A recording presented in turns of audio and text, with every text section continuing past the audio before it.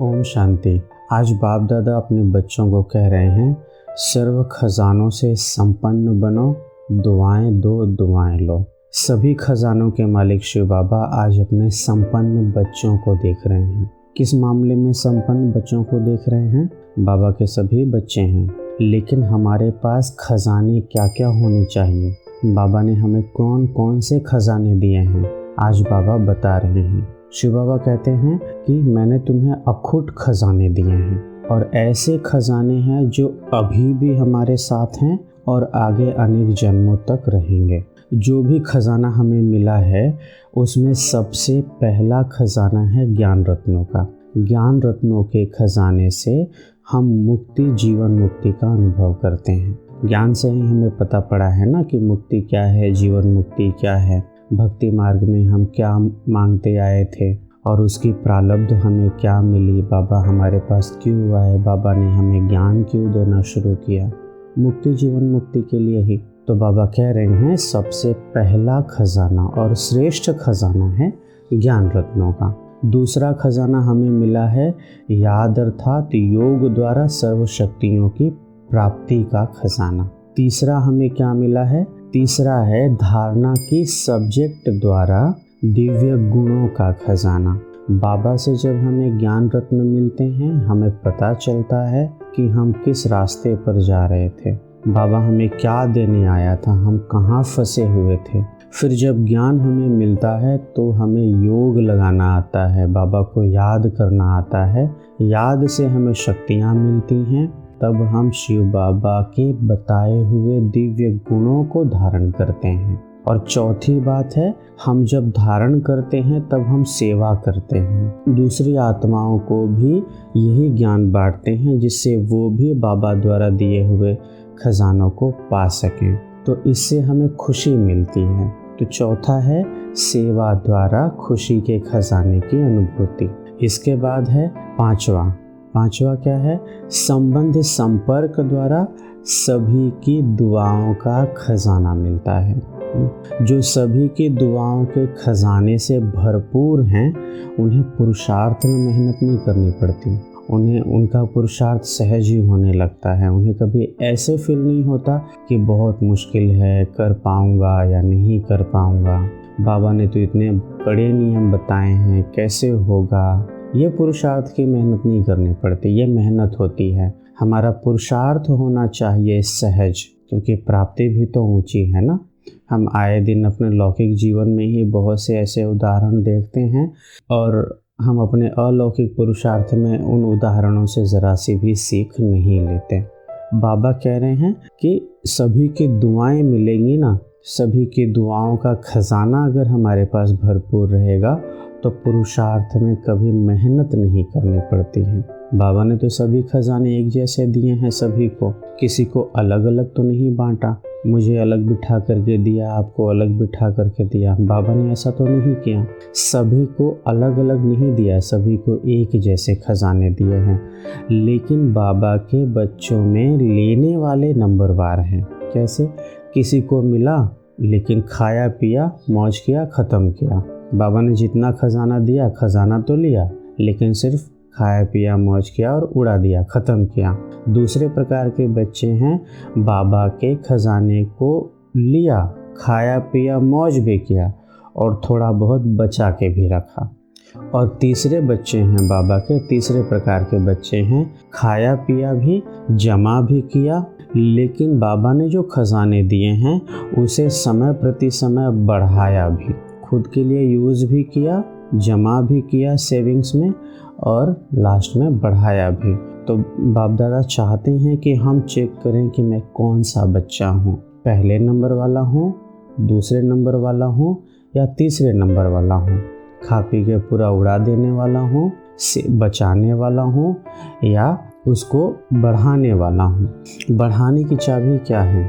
ज्ञान को हम जितना बांटते हैं, बाबा की दी हुई शक्तियों को हम जितना यूज़ करते हैं, इसका अर्थ है हम उसे बढ़ाते हैं। ज्ञान को, शक्तियों को यूज़ करना माना उसे बढ़ाना। आज तो बाबा ये भी कह रहे हैं कि जो भी ज्ञान और शक्तियाँ बाबा से मिले हैं उसको सबसे पहले आप अपने प्रति यूज़ करो। ऐसे नहीं कि लिया तो दूसरों के लिए ही यूज़ करना शुरू कर दिया। बाबा ऐसे नहीं कहते। बाबा आज कह रहे हैं कि सबसे पहले अपने प्रति यूज़ करना। जब हम ज्ञान और शक्तियों को अपने लिए यूज़ करते हैं तो हम अनुभवी बनते जाते हैं। ऐसे नहीं कि बाबा से शक्तियाँ मिले तो नहीं, पॉइंट बहुत अच्छी है, ऐसा करना चाहिए, वैसा करना चाहिए, रिपीट करते रहते हैं। और जैसे ही दुनिया में गए, जैसे ही बाहर गए, बाबा के सामने से मुरली सुन करके बाहर गए, फिर माया के वशीभूत हो जाते हैं। तो ऐसा नहीं करना है। सुनना और करना दोनों में समान होना चाहिए। बाबा से सुना और फिर उसे फॉलो भी किया, खुद के प्रति यूज़ भी किया, क्योंकि जितनी भी शक्तियाँ हैं, जितनी भी प्राप्तियाँ हैं, वो अधिकार का खजाना है। हम बाबा के बच्चे बने माना बाबा की शक्तियों के अधिकारी भी बन गए। ये हमारा जन्मसिद्ध अधिकार है। ऐसे नहीं कि बाबा का बच्चा हम बन गए तो हमें बाकी चीज़ें नहीं मिलेंगी, सिर्फ बच्चा बन गए, नहीं, ऐसा नहीं है। इसलिए बाबा कह रहे हैं, आज की मुरली में बाबा ने पूरा बार बार इसी बात के ऊपर हमारा अटेंशन खिंचवाया है कि बाप दादा से जो भी खजाने मिले हैं, खजानों से संपन्न बनो और यही पुरुषार्थ करो कि खजाने को खुद के लिए भी यूज़ करो और दूसरों के लिए भी यूज़ करके उससे दुआएं लेते रहो। जो संतुष्ट रह सबको संतुष्ट करता है, उसको दुआएं अपने आप मिलती हैं। कुछ भी नहीं आता हो तो भी कोई बात नहीं, पुरुषार्थ कैसे करना है, बाबा को याद कैसे करना है, ज्ञान दूसरों को कैसे बांटना है, बाबा कह रहे हैं भाषण करना भी नहीं आता तो भी कोई बात नहीं, क्योंकि इन सब में मेहनत लगती है। लेकिन सिर्फ एक बात धारण करो कि सभी को दुआ देनी है और दुआ लेनी है। अमृत वेले से लेकर के रात तक सिर्फ यही एक अटेंशन भी रखा और इसी के ऊपर भी ध्यान रखा कि मुझे दुआ देनी है और दुआ लेनी है, तो भी हमारा पुरुषार्थ पूरा हो जाता है।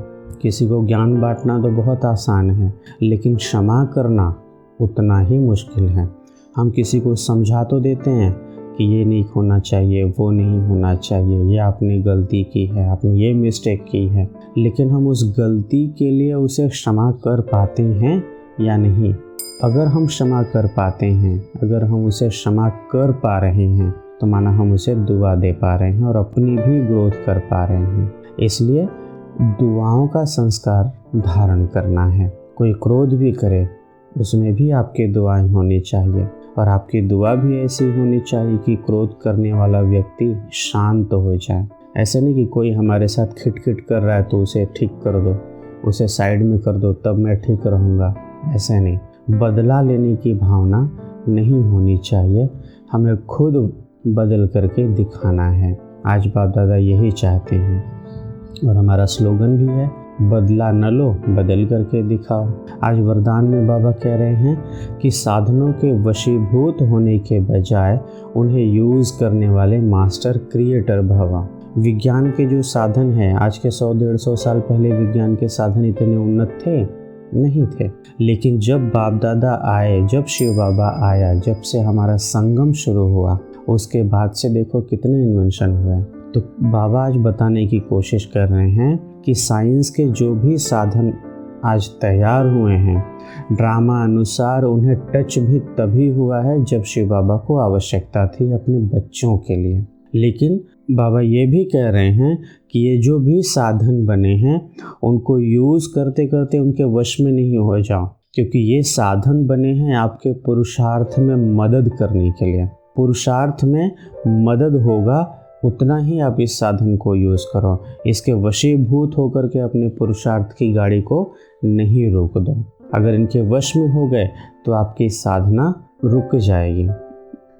स्लोगन में आज बताया है, निरंतर योगी बनना है तो हद के मैं और मेरेपन को बेहद में परिवर्तन कर दो। ओम शांति।